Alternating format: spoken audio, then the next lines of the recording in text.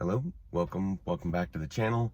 I was just thinking about my ongoing literary analysis with 1984 here, and what I was thinking of in particular was a psychologist, Erich Fromm.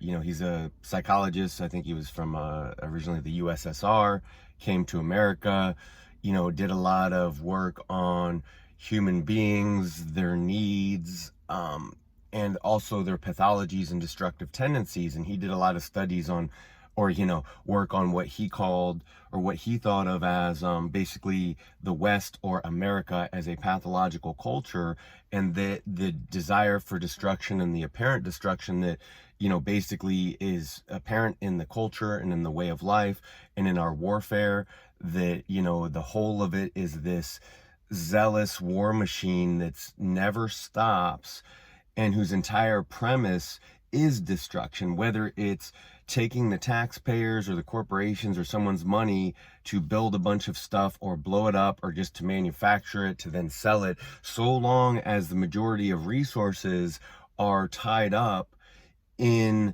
this destructive process, it kind of ensures that things don't change, or that things remain as they are, or that, everyone and everything has been, to the degrees I've been talking about on this channel without explaining it here, when I say things and people have been devalued to the point of having no meaning or value, where the only thing worth anything then is material goods, is material wealth. Yes, men aren't equal, but the idea that having any kind of grounds for equal stability in life, material security, that, the whole idea of keeping a population in panic, in collapse, in perpetual danger and war, and just having that boot to continually stamp on mankind's face forever, you can begin to see how this design has been put together. And I say this because I was reading 1984, getting some ideas for the next video,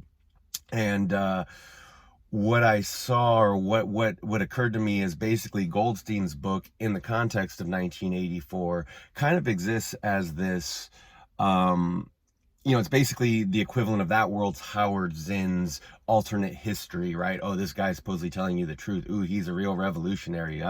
But, unlike Howard Zinn, and unlike everyone in Academy, and unlike everyone who is a part of institution and already works for Big Brother, right? Unlike in that world, in 1984, see, this book actually is powerful because there are no books. All the information has been destroyed. As Winston says, all the books have been rewritten. All the streets and statues' names have been changed. All the roads have been changed. All the names of the buildings have been changed. History has stopped. It's constantly being rewritten. So that's the very notion of Howard Zinn rewriting history, or even Goldstein in the context of 1984 is telling an alternate history. Because when Big Brother's whole power is contingent upon him controlling the present by controlling the past, which in turn secures their future, even if it's a psychotic, destructive, what Dr. Erich Fromm would call a pathological future, in the sense that it's pointless, endless, nihilistic destruction to intentionally funnel the excess destructive contents of human cognition into the war machine.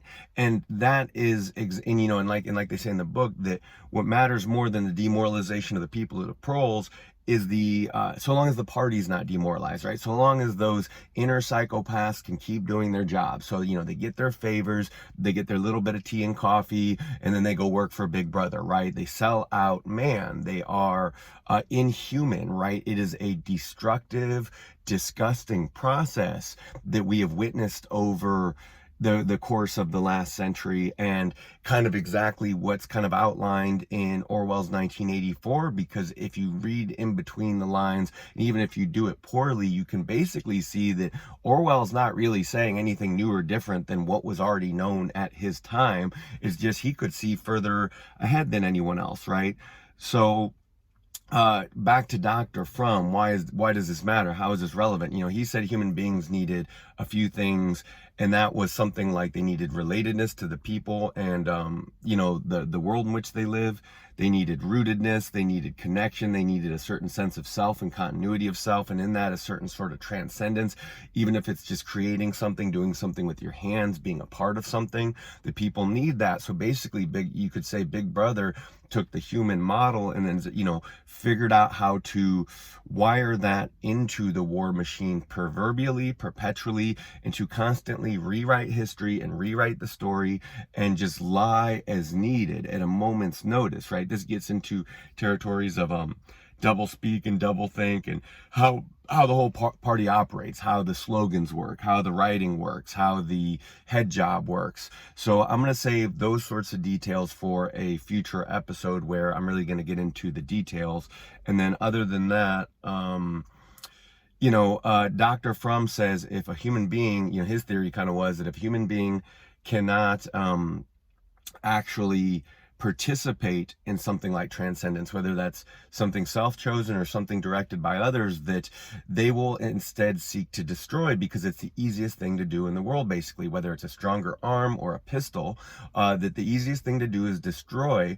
And so because he saw that as the inverse or carried in the will to transcendence or the will to power or whatever he kind of saw it as, that that will to create, because that is a powerful feeling and that is a powerful force in the world, right?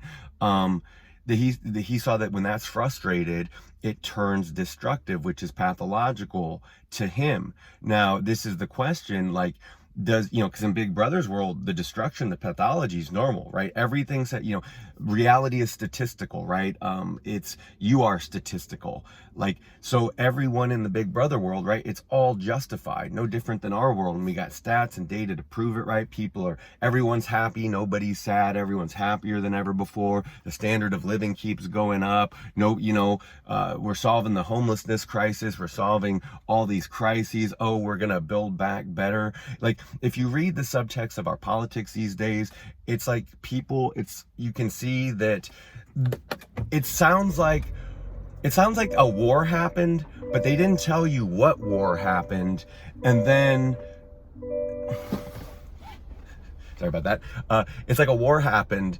They didn't tell you what war happened. And then, they're telling us that they're going to rebuild from what, to what happened? Does anyone know what happened? And within the context of 1984, you can see that as the language changes over a few short generations, as the generations are replaced by the next generation, it's all intentional. It's all meant to be that way. Out with the old, in with the new. And as the new is instantiated and it is clamped down and glued in place and stapled in place behind a regime of fear and tyranny and destruction and perpetual warfare.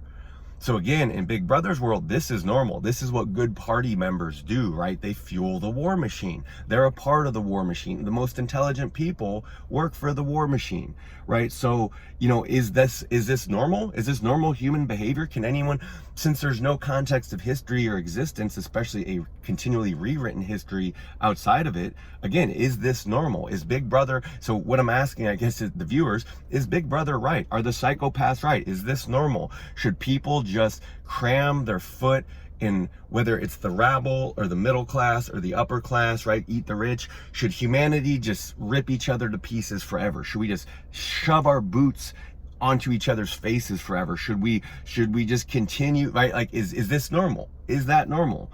And if it is, then I guess then Big Brother is actually correct. So I just wanted to pose that question, questions on pathology, sickness, transcendence, destruction, and fundamentally, is Big Brother correct? Because if I went by the sort of things and slogans and ideas that I hear every American say, from the proles to the middle class and the upper midwits to, the owner class who no one ever knows or sees, right? Anyone beneath that, like, they don't know each other, right? That's just a different realm of being, right? No matter who you listen to, they all say Big Brother is right, as far as I can tell. And then you look at our country and you go, oh, that's why it is the way it is. Anyway, thanks again.